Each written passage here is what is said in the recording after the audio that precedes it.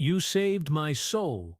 The wind had been my only companion for 17 years, whistling through the gaps in the barn boards and rattling the shutters of my cabin like an old friend trying to get my attention. Out here in the Wyoming Territory, 20 miles from the nearest settlement, a man could go weeks without hearing another human voice.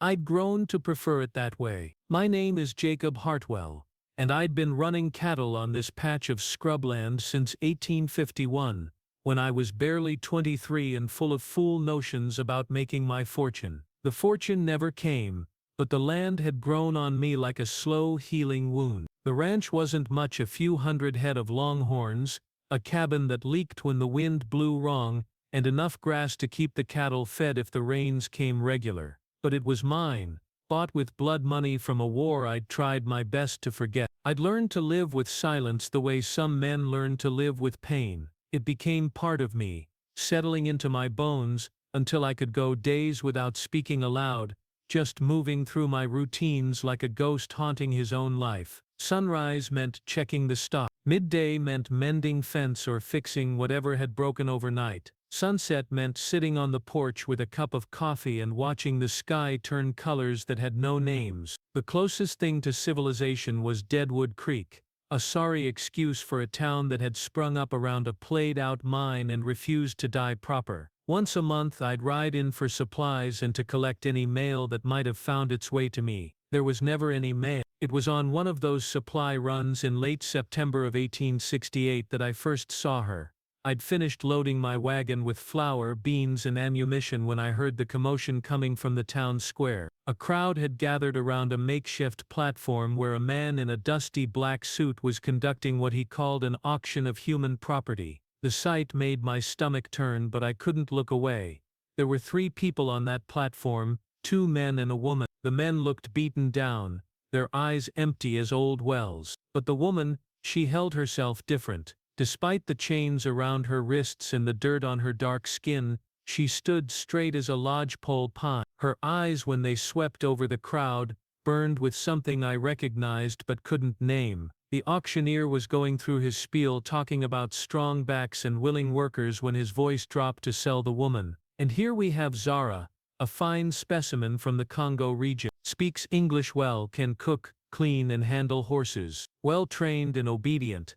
The bidding started at $5. A few men called out numbers while others just stared. I found myself studying her face, the proud set of her jaw, the way she refused to look down even as men talked about her like she was livestock. Something twisted in my chest, a feeling I hadn't experienced in years. When the bidding reached $6 and seemed to stall, I heard my own voice ring out across the square. $7. The crowd turned to look at me and I felt their eyes like brands on my skin. I wasn't known as a man who kept company, and certainly not the kind who'd buy human beings. But there I was, holding up my hand and feeling like I'd just stepped off a cliff. Sold to the gentleman in the back, the auctioneer called out, pointing his gavel in my direction. I paid the man his money and approached the platform, my heart hammering against my ribs. Up close she was even more striking. Tall and graceful despite her circumstances, with intelligent eyes that seemed to see right through me. When I looked at her chains, something cold settled in my stomach. "You got a bill of sale?" I asked the auctioneer. He handed me a folded paper. I took it and walked to where she stood waiting. "You got a name?" I asked her. "Zara," she said, her voice clear and strong despite everything. I nodded and tore the bill of sale in half, then in half again, letting the pieces scatter in the wind. "Well, Zara, you're free to go." For the first time since I'd seen her, something shifted in her expression. Confusion maybe, or disbelief. "I don't understand," she said. "Nothing to understand. You're free, can go anywhere you want." She looked around at the crowd that was still watching us, then back at me. "Where would I go? I have nothing. No money, no family, no place in this world." The truth of it hit me like a mule kick. Freedom without means was just another kind of prison. I stood there holding the key to her chains while she waited for an answer I didn't have. "You can come with me if you want," I finally said. "Got a ranch about 20 miles north. Could use help with the horses if you're inclined. Pay you fair wages and provide room and board." She studied my face for a long moment, those dark eyes searching for something. "You would trust me?" "A stranger?" Reckon we're all strangers until we aren't. I used my knife to cut through her chains, the metal falling away with a sound like breaking glass. She rubbed her wrists where the shackles had been, dark marks against darker skin. "What's your name?" she asked. "Jacob Hartwell." "Mr. Hartwell," she said, and her voice carried a weight I didn't understand. "You saved my soul." The ride back to the ranch was quiet, both of us lost in our own thoughts. Zara sat beside me on the wagon seat, her back straight as ever, watching the landscape roll by. I found myself stealing glances at her, wondering what thoughts were moving behind those intelligent eyes. When we crested the hill that looked down on my spread, she spoke for the first time since leaving town. "It's beautiful," she said, and I tried to see it through her eyes. The cabin nestled against a stand of cottonwoods, the barn and corrals spread out below, cattle dotting the grassland that stretched to the horizon. "It's home," I said, which was about the closest I'd come to poetry in 17 years. I'd built a small room off the back of the house years ago,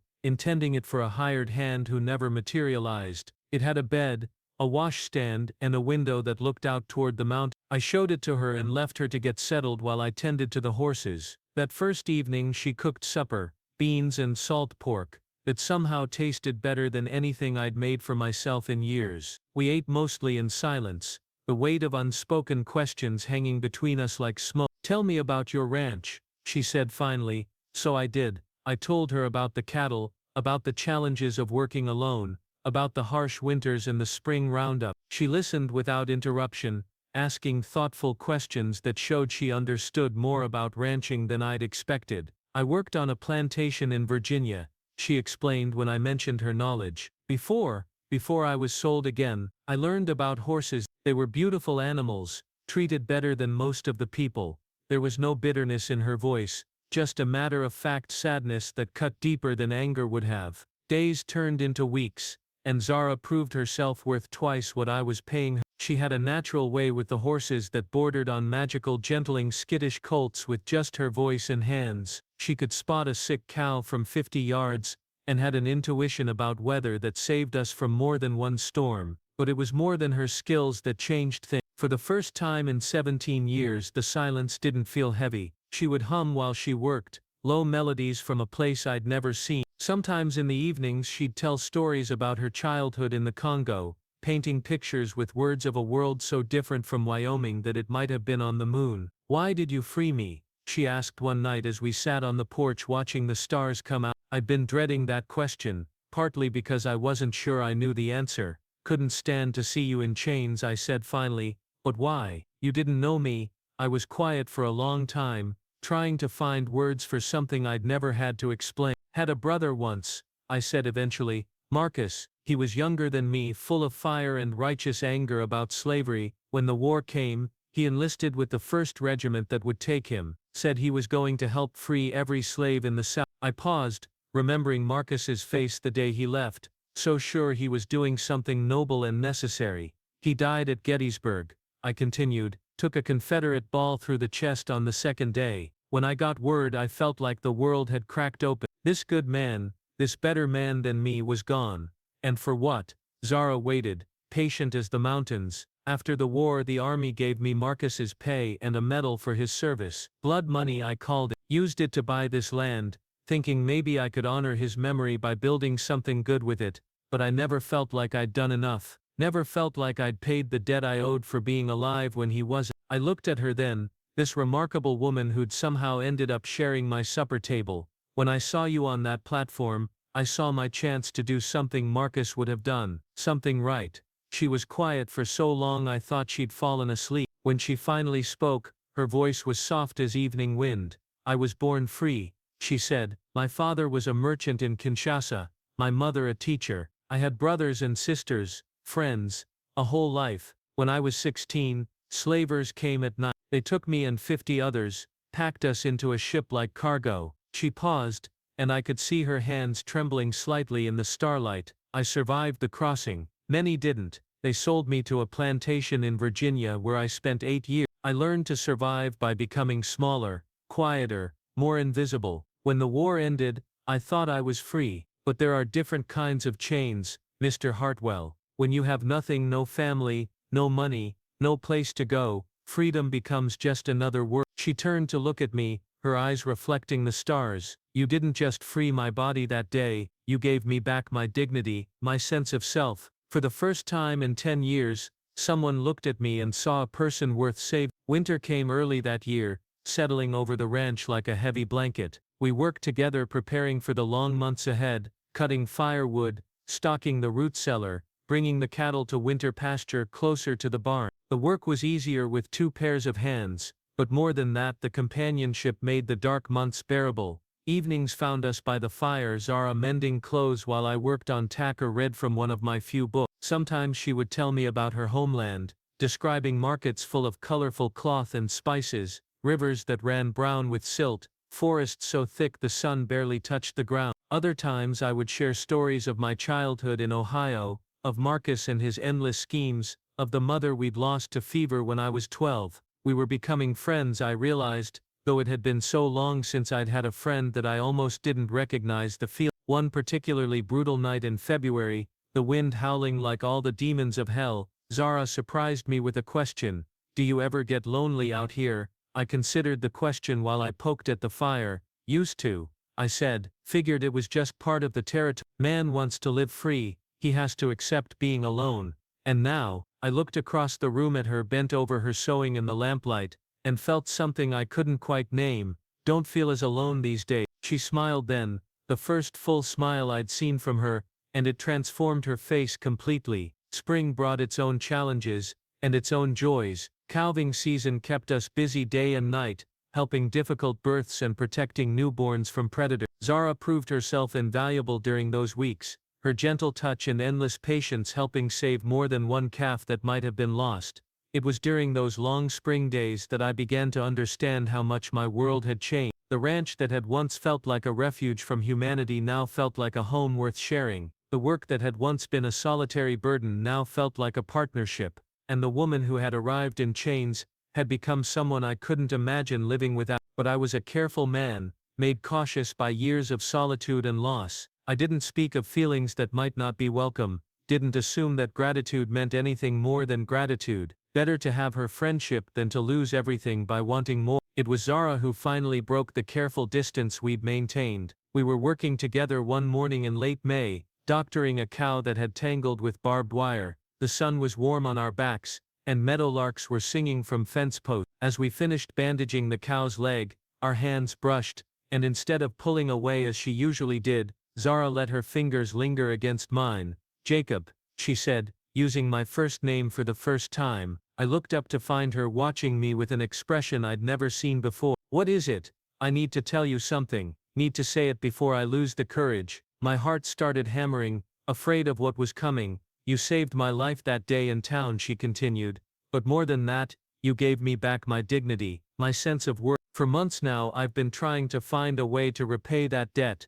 There's no debt, I started to say, but she held up a hand to stop me. Please, let me finish. She took a deep breath. I've come to realize that the greatest gift I can give you is the same one you gave me. My choice, my freedom to choose. She moved closer, close enough that I could see the gold flecks in her dark eyes. I choose to stay, Jacob, not because I owe you, not because I have nowhere else to go, but because this is where I want to be, with you. The kiss that followed was gentle at first, tentative, like the first touch of spring after a hard winter, then deeper, carrying all the words we'd been too careful to say, all the feelings we'd been too afraid to acknowledge. When we finally broke apart, both of us breathing hard, she rested her forehead against mine. You saved my soul, she whispered, but maybe I saved yours too.